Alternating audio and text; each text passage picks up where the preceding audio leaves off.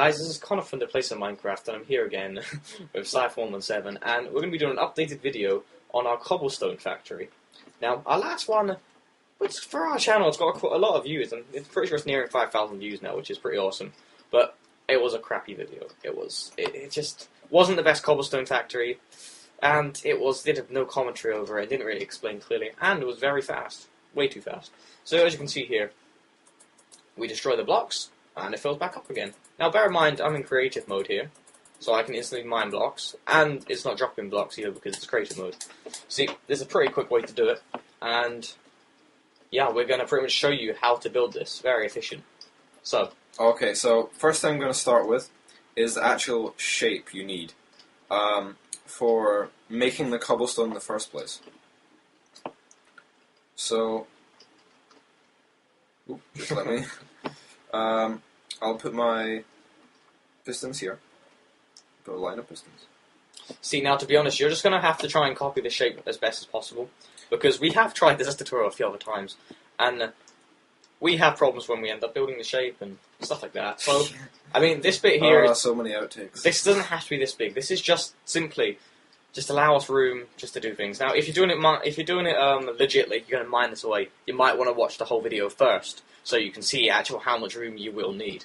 Otherwise, if you're using something like World Edit on a server or just single player commands, you can probably quite easily just edit it as you go along. So this is going to be our lava flash. So our cobblestone generator. So what we're going to have is we're going to have just a shelf on one side. This is just a shelf here, and then we're going to have a shelf and a trench on the other side. Now this is the side where we're going to put our water. And as you can see, the water, it flows along, and then it goes down into this trench, and it won't flow on top of these pistons. Then on the other side, we're just going to need one block of lava to be placed in the middle. That's going to flow sideways, and as it hits the water, that's going to generate the cobblestone. Now you can see if I just smash that cobblestone, the lava will flow again, touch the water, and generate more. Now, good design, because, I mean, a lot of people will form a design and they won't put this trench here.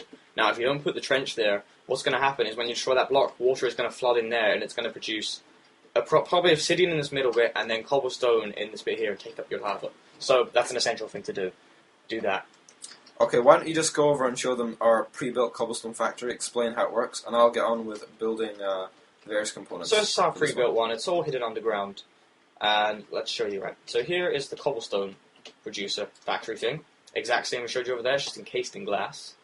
And below, we have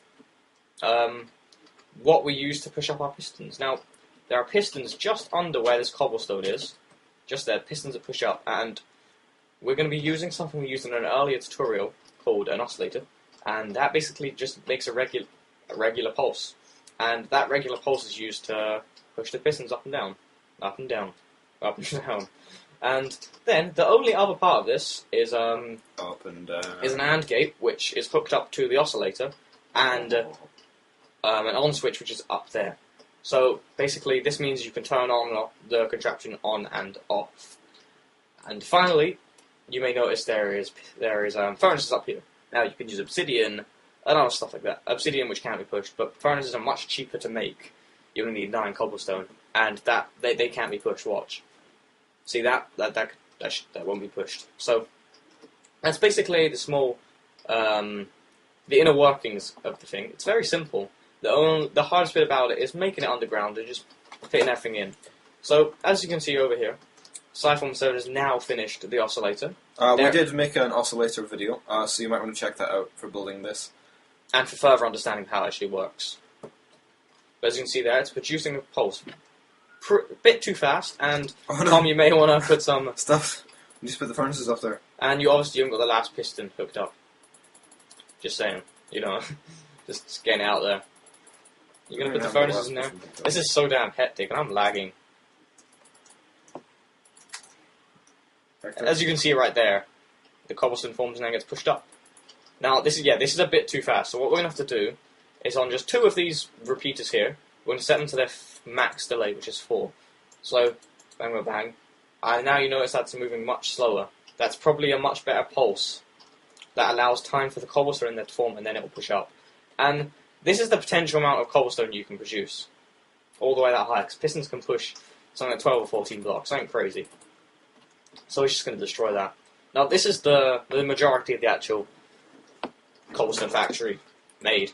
All that is now to be done is to hook up an on and off switch. Okay. So, yeah, I can't remember if we explained this before, but basically, when the block gets to here and it sends a pulse, that pulse is just linked to this line of repeaters. The line of repeaters are pointing to the block, which is underneath the pistons, and that's going to power the pistons and push them up the way. Now, yeah, pistons are very sensitive, so if a block below it is powered, it will actually power that. It will actually power the pistons. Pistons are very sensitive to redstone current, so that's how that works. So, yeah, I'm just going to set it today while you organise yourself. Okay. Now, as Connor said, next part we're going to add is an AND gate. And I'm pretty sure we've done a tutorial on how to build one of those crazy AND gate things before.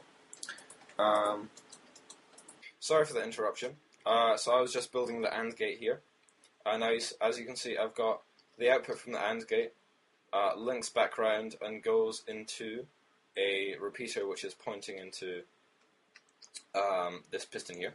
So this causes this block here to stop on this bit here, which powers into this side of the AND gate, which is what allows the on and off switch to work. And yeah, basically, so it's going to wait there until the other side of the AND gate is powered as well. And we'll just build some stairs for the redstone to travel up. Build it sideways so it's closer. Cut a hole in there. See, basically all we're going to do is plug in a lever. Oh no! And wire. Put them there. Yep, beat you to it. Just like, should have been done. So now, this is the whole contraption built. Now, the moment we push down on this lever, it's going to turn this on. And this is going to produce the cobblestone. It's going to push up on the cobblestone. So, if you mine away a few blocks and then I turn this lever off, you'll see that it stopped producing the cobblestone. And then flick it back on again. And there you go.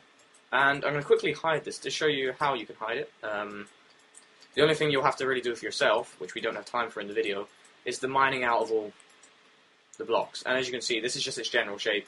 You don't need much room for the Cobblestone Factory and for the oscillator and the AND gate. It's not incredibly thing. So you're best just hollowing out or walletting out a large underground room. And that's about it. Thank you for watching our finally updated Cobblestone Factory video. Meaning this update for months. But thanks for watching it. If you enjoyed it, please like, because it really helps us out a lot. Goodbye.